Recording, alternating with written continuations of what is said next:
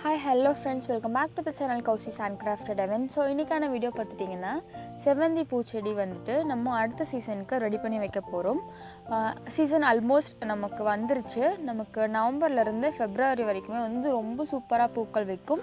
So அதுக்கு நீங்கள் வந்துட்டு உங்கள்கிட்ட செவ்வந்தி வாங்கி வளர்க்கணும் அப்படின்னு ஆசைப்பட்டீங்க அப்படின்னா இப்போது உங்கள்கிட்ட யார்கிட்டையாவது கட்டிங் கிடச்சிதுன்னா கூட நீங்கள் வாங்கி வைக்கலாம். அப்படி இல்லைன்னா நர்சரியில் கூட நமக்கு நிறைய கலர்ஸ் அவைலபிளாக இருக்கும், நீங்கள் வாங்கி வைக்கலாம். ஆல்ரெடி நீங்கள் வந்து செடி வச்சுருக்கீங்க அப்படிங்கும்போது அடுத்த சீசனுக்கு நிறைய பூக்கள் வைக்க எப்படி ரெடி பண்ணுறது அப்படின்றத பார்க்கலாம்.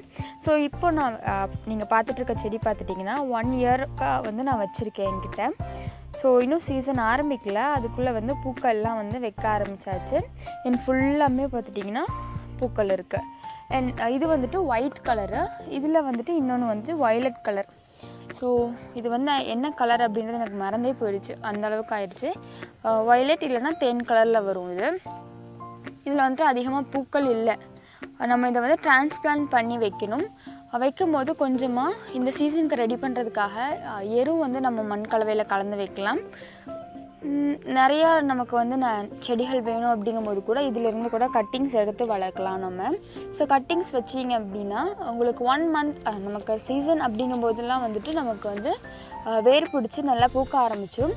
ஸோ இது வந்துட்டு ஒரு கரெக்டான ஒரு டைமு. நமக்கு வெயிலும் கூட கொஞ்சம் கம்மியாக இருக்குது, அதனால் இந்த டைமில் தாராளமாக வந்து நாற்று போட்டு வைக்கலாம்.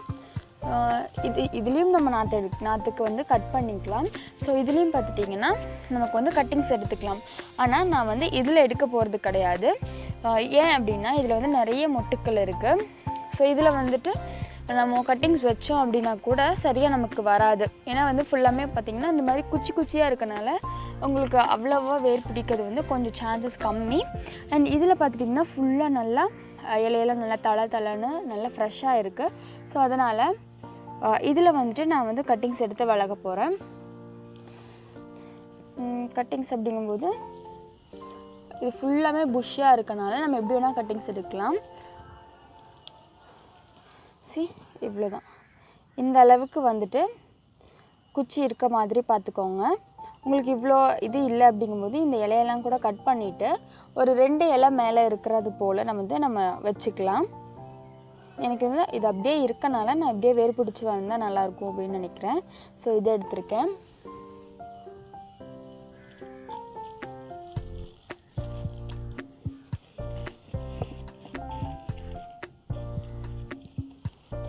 இந்த இடமும் வந்து நல்லா உடையிற மாதிரி தான் இருக்குது. இந்த செடி பார்த்துட்டிங்கன்னா நல்லா வளருது, ஆனால் பூக்கள் வந்து அதிகம் வைக்கலை. என்ன பிரச்சனை அப்படின்றது தெரியல. இது வந்து என்கிட்ட 2 இயர்ஸாகவே இருக்குது. சரியாக நர்சரியிலேருந்து தான் வாங்கிட்டு வந்துட்டு அப்போது பூவோடு வாங்கிட்டு வரும்போது அந்த பூ ஃபுல்லாமே பூத்து முடிஞ்சுது. அதுக்கப்புறமா வந்து பூக்கள் வரல.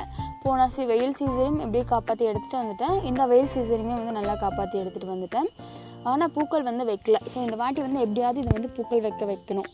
நிறையா வந்து நாற்று வச்சுட்டு அதிலிருந்து நம்ம வந்து பூக்கள் வரணும் அப்படின்றக்காக இதை நாற்று போடுறேன்.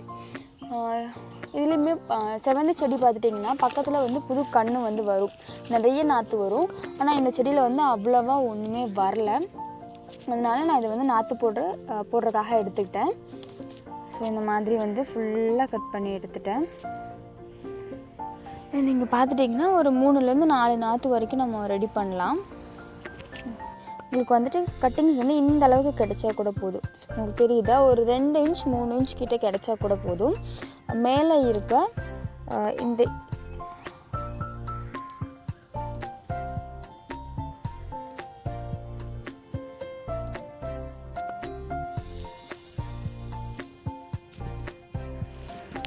ஸோ இப்போ பார்த்துட்டிங்கன்னா மேலே 2 இலை 2-3 இலை விட்டுட்டு கீழே வந்துட்டு இந்த மாதிரி க்ளீன் பண்ணி வச்சுருக்கேன் எல்லா கட்டிங்ஸுமே.